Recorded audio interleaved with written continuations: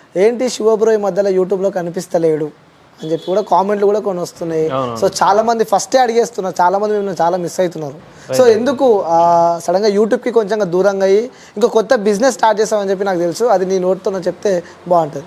So ఏం లేదు bro, అంటే బేసిక్గా నేను కంటిన్యూగా స్టార్ట్ చేసిన తర్వాత అంటే స్టిల్ ఒక 6 to 7 years కంటిన్యూస్లీ, అంటే ఒక్కసారి స్టార్ట్ చేసిన అంటే ఇంకా వెనక్కి తిరగకుండా లైక్ 30,000 సబ్స్క్రైబర్ నుంచి దాదాపు ఇప్పుడు 8 లక్షల సబ్స్క్రైబర్ వరకు పరిగెత్తుతూనే వెళ్ళిపోయినా. సో ఏం లేదు చాలా, అంటే నేను ఒకసారి కెరీర్ స్టార్ట్ చేసిన తర్వాత still 6 to 7 years continuously start అంటే వెళ్ళిపోవడమే జరిగింది. మొత్తం విలేజ్ నుంచి డైరెక్ట్ హైదరాబాద్ వెళ్ళిపోయి అక్కడ స్టూడియోలు, రికార్డింగ్స్, షూటింగ్స్, ఈ ప్రాసెస్లో నాకు తెలియకుండానే ఒక ఇయర్స్ గడిచిపోయింది. అసలు ఇక ఒక్కసారి వెనక్కి తిరిగి చూసుకుంటే మొత్తం సాంగ్స్, ఈ షూట్స్, వీడియోస్, ఎవ్రీథింగ్ ఇదే ఉంది.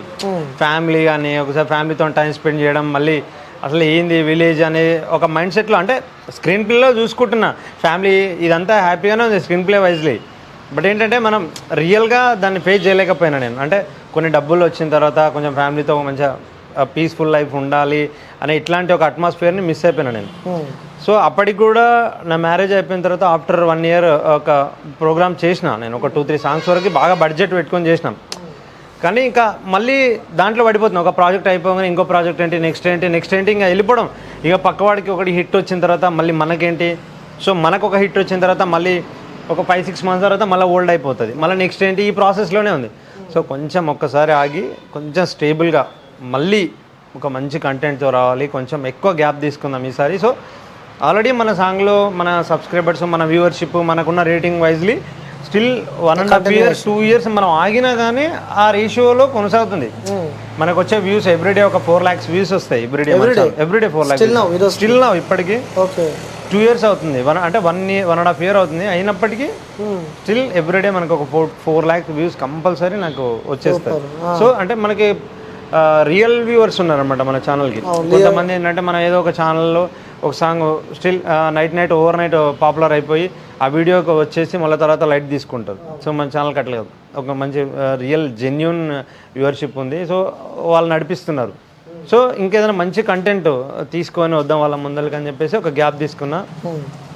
ఈ గ్యాప్ తీసుకొని ఏం చేయాలి, మళ్ళీ ఇంటికాడ ఉండడం, ఖాళీ ఉండడం ఎందుకు, ఈ గ్యాప్లో ఏదైనా ఒక మంచి బిజినెస్ని బిల్డ్ చేసుకోవాలని చెప్పేసి సో నాకు రామ్ వెమిరెడ్డి సార్ అని ఎలక్ట్రిక్ వెహికల్ వార్కాస్ MD, సో ఆయన ఒక మంచి ఆపర్చునిటీ ఇచ్చిండు. శివ నువ్వు ఒక బిజినెస్ చేసుకో, ఇది ఎలక్ట్రిక్, ఫ్యూచర్ ఎలక్ట్రిక్ ఉంటుంది. సో ఇప్పుడు ఎలక్ట్రిక్ అంటే ఈ వెహికల్స్ పేలుతాయి, ఏదో జరుగుతుంది, ఇలాంటి ఒక ఫోబియా ఉంది ఒక రకమైన ఇంటెన్షన్ వాళ్ళకి. సో ఇదంతా కాదు, ప్రాపర్ ఒరిజినల్గా మనకి ఎలక్ట్రిక్ అంటే ఇది ఇన్ని రోజులు రన్ చేస్తుంది, ఇది ఇలా జరుగుతుంది, ఒక షోరూమ్ పెట్టుకో, రన్ చేసుకో, నేను నీకు సపోర్ట్ చేస్తా అని చెప్పిండు. సో అలాగే ఒక బిజినెస్ స్టార్ట్ చేయడం జరిగింది. నాకు ఒక మంచి సక్సెస్ఫుల్ రిజల్ట్ కూడా వచ్చింది. సూపర్, మంచిగా.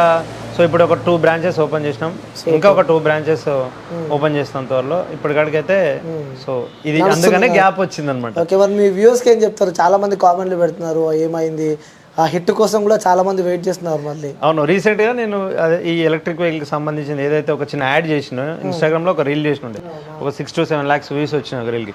కింద ఏమైంది, సాంగ్స్ ఎక్కడ పోయినాయి, ఇవంతా కామెంట్ వచ్చింది చూసుకున్నా నేను. వస్తాయి కొంచెం టైం పడుతుంది ఇదంతా. ఇప్పుడు ఏదో పాట వచ్చింది మళ్ళీ చూసినామా మర్చిపోయినామా అన్నట్టు ఉండొద్దు.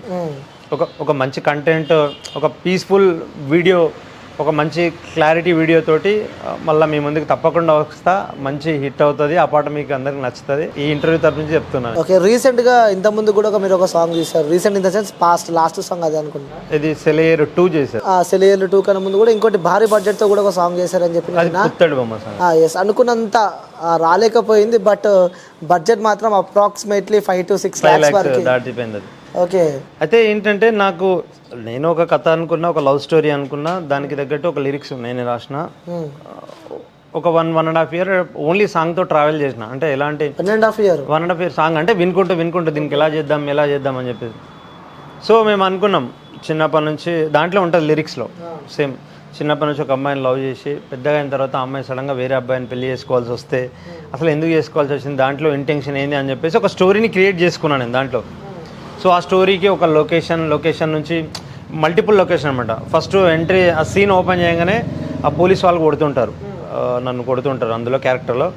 అక్కడ నుంచి తీసుకెళ్ళి ఒక వాగులో పడేస్తారు. అటు నుంచి ఆ అబ్బాయి ఆ వాగులో కొట్టుకుంటూ వెళ్ళిపోయి ఒక గుడానికి సంబంధించిన దగ్గర దొరుకుతాడు.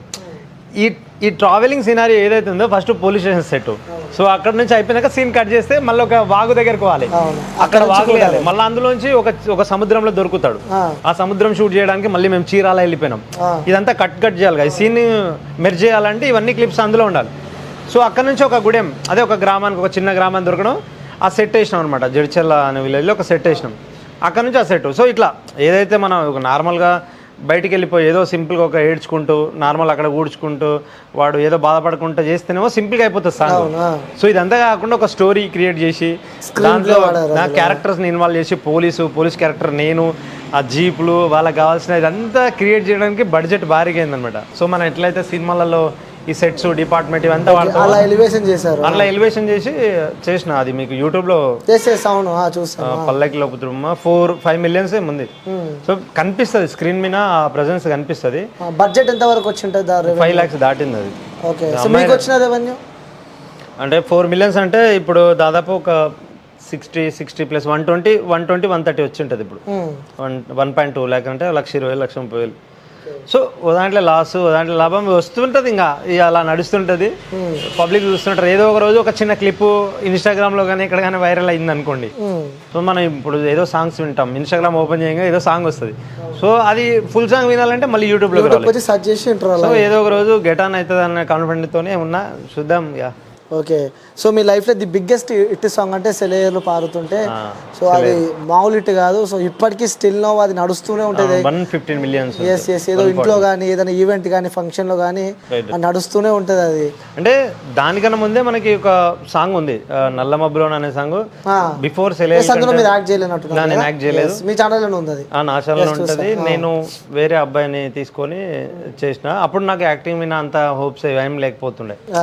మన పాట హిట్ కావాలంటే ఎవరిని పెట్టాలి, ఏంది పెట్టాలి, ఏంది ఇట్లాంటి ఏం లేకపోతుండే. డైరెక్ట్ ఒక పాట చేద్దాం పద, ఇప్పుడు మీరు ఉన్నారు అనుకోండి, భయ్యా నా దగ్గర ఒక పాట ఉంది, మన ఇద్దరం కలిసి చేద్దాం అంటే ఓకే కొలాబరేషన్ చేద్దాం పోవడం అట్లే చేస్తుండే. బట్ కొంత వ్యూవర్షిప్, కొన్ని సబ్స్క్రైబర్స్ వీళ్ళందరూ వచ్చిన తర్వాత అరే మన ఛానల్లో తీస్తే ఒక ప్రాపర్ కంటెంట్ తీయాలి, ఒక మంచి కంటెంట్ తీయాలి. ఒక అమ్మాయి వైజ్ కానీ, సాంగ్ వైజ్ కానీ, మ్యూజిక్ వైజ్ కానీ ఏదైనా క్వాలిటీ ఉండాలి. ఇప్పుడు మనం చూసే పిక్చరైజేషన్ అనేది నీట్గా ఉంటేనే ప్రెజెన్స్ అనేది మంచిగా ఉంటుంది. సో ఆ తర్వాత అంతా చేంజ్ చేసేసాం. అంటే నేనే చేయాలని నాకేం లేకుంటుండే ఫస్ట్.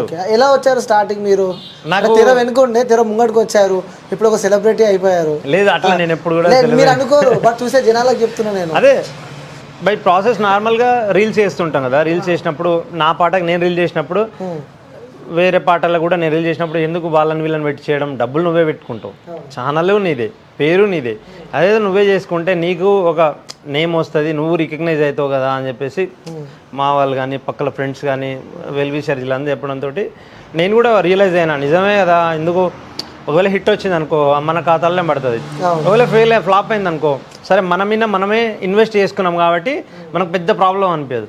అదే వేరే వాడికి మనం డబ్బులు ఖర్చు పెట్టి వాడికి అంతా చేసి సెట్ చేసి హిట్ కాకపోతే అరే అమ్మ వాడి మీద చేసినాం అదంతా వేస్ట్ అయిపోయింది, ఇలాంటి ఒక మైండ్ సెట్లో ఉంటుంది.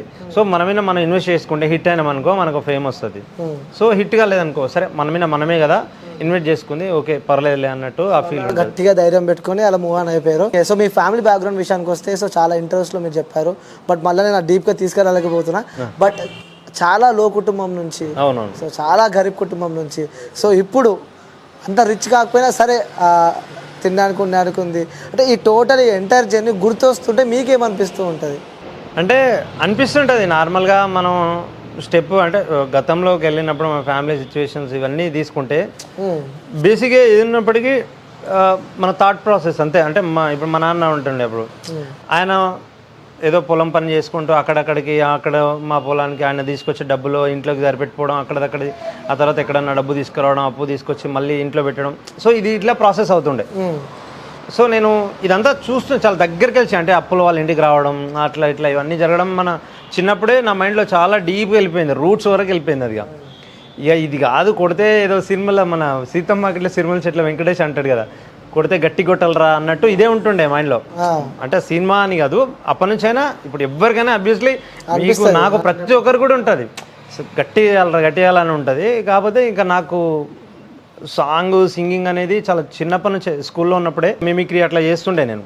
మా ఫ్రెండ్స్ అట్లా ఇట్లా వాళ్ళు నన్ను అడిగి మరీ చేయించుకుంటుండే. నేను దాన్ని మర్చిపోయాను, అంటే నాకు గుర్తులేదు కొంచెం ఎదిగే కొద్దీ 10th ఇంటర్మీడియట్ ఆ స్టేజ్కి వచ్చే వరకు నాకు నేను మిమిక్రీ చేస్తా ఇదంతా ఉంది అనేది అది మర్చిపోయి మామూలుగా రోజు స్కూల్కి పోవడం రావడం ఎంజాయ్మెంట్ అదంతా ఉండేది. బట్ ఎప్పుడైతే ఇంటర్మీడియట్ అయిపోయింది, దాని తర్వాత ఒక కంప్యూటర్ స్కిల్స్ దాంట్లో చేయడం, దాని తర్వాత హైదరాబాద్ జాబ్కి వెళ్ళిపోయిన తర్వాత మళ్ళీ విలేజ్కి రావడం, విలేజ్లో ఇట్లా ఇదంతా ప్రాసెస్లో సాంగ్స్ అనేది నాకు యూట్యూబ్ అనేది టచ్ అయింది నాకు. అప్పుడు నేను యూట్యూబ్ స్టార్ట్ చేసినప్పుడు కెరీర్లో free of monetization. So direct ఒక వీడియో షూట్ చేయడం, డైరెక్ట్ డబ్బులు సంపాదించడం అప్పుడు యూట్యూబ్లో స్టార్టింగ్లో, కెరీర్ స్టార్టింగ్లో.